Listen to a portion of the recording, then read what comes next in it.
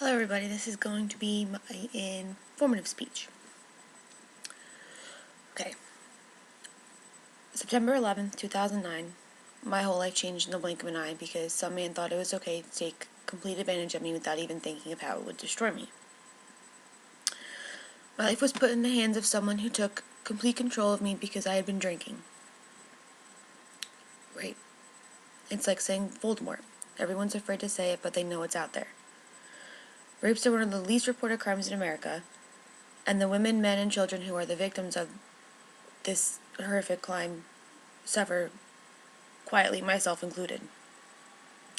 This speech is going to talk about what rape is and the different types, the amount of rapes that were reported and went unreported in 2011, the convictions and punishments, and rape aftermath.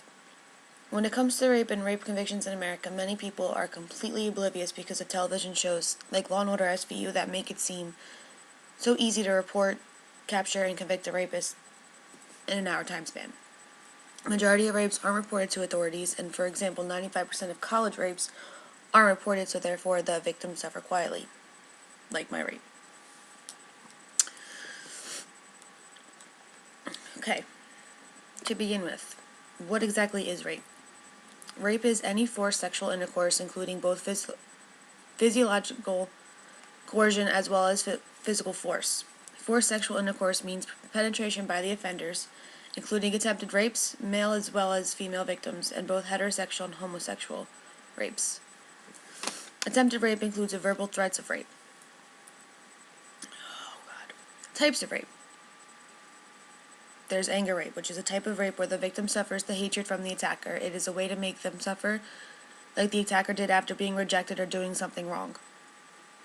Power rape is a rape of domination. The rapist envisions consented domineering sex, but in this case the victim doesn't consent. Sadistic rape. Any rape that entails torture, mutilation, etc., the act out of the rapist's fantasies. Stranger rape is a rape by someone who you have no knowledge of. Some random person walking by you in the street. Acquaintance rape is someone you know and it's most commonly known as date rape. And marital rape. When one spouse rapes another when one refuses to engage in sex. Which is more common than most people think anyway.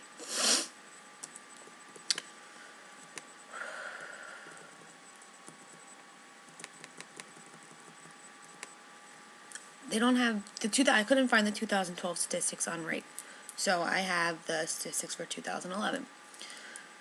For rapes that were reported and that went unreported, there were a total of 243,800 rapes or sexual assaults in America. Only 27% of rapes were actually reported. 54% of sexual assaults aren't even reported every year. And 97% of rapists will never see the inside of a jail cell. Rape is one of the hardest convictions to get because you have to protect so much after it happens. You can't shower, you can't wash your hands, you can't wash anything on your body, you can't get rid of your clothes. You have to keep everything in order to save it for evidence for them to test, connect it, and go. And it's even harder, especially if you don't know your rapist, if you've never seen your rapist, if they are blindfolded, covered, whatever. Your body shuts down and your body doesn't want to remember it. So you block it out, and it's hard to report something that you don't want the whole world knowing about. Okay, when it comes to convictions and punishments, and also reports, out of every 100 rapes in America, only 46 are reported to authorities. Only 12 of them are arrested, with only 9 being prosecuted, and of those 9, only 5 are convicted, and 3 see the inside of a jail cell. So basically, a quarter of rapists go to jail. Only 25% for the 100% of the victims who suffer. Okay. Rape aftermath. Okay, so personally suffering from a rape myself, that I'm okay with talking about because I've learned to deal with it.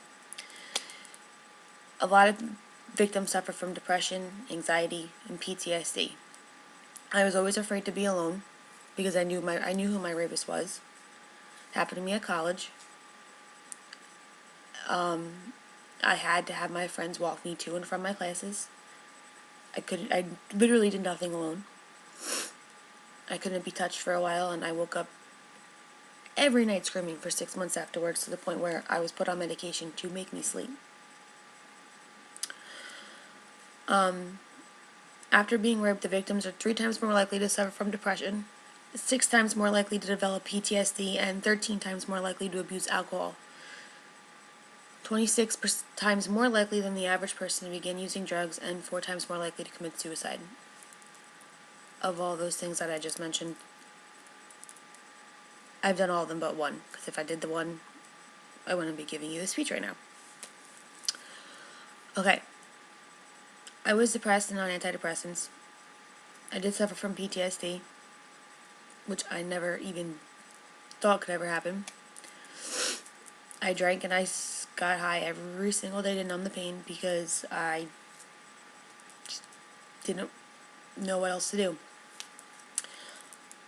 I did try to commit suicide, but obviously it didn't work, and if that didn't happen, my family would never know about my rape. That's the only reason they found out about it. Another thing that occurs after rape is constant flashbacks, which is something that triggers you to go back to your rape. Certain things trigger you if you're touched a certain way, if you hear a certain song, if you see a certain clothing or a certain type of room or anything like that that can trigger you. Mine happened in a bar. I haven't been to one bar since my rape. Certain songs will trigger it. I can't be grabbed certain ways. Or I get all defensive and I will shut down and I will not talk. Many victims blame themselves, and they think that it's all their fault. That they could have prevented it. They shouldn't have done this. They shouldn't have done that. Maybe they shouldn't have worn this. But in reality, it's not your fault. It's the perpetrator's fault. And you shouldn't feel guilty about it. So, in conclusion, rapes are a very terrifying, traumatic experience. I don't believe that many people still fully understand what they are, how many different types there are, how hard it is to convict, let alone report a rape. Also, many people don't fully understand the aftermath of what rape does to the victim. If everyone knew the truth about rape, maybe there would be less victims and more support. Me, for example, my whole family looked at me differently, which I did not want at all.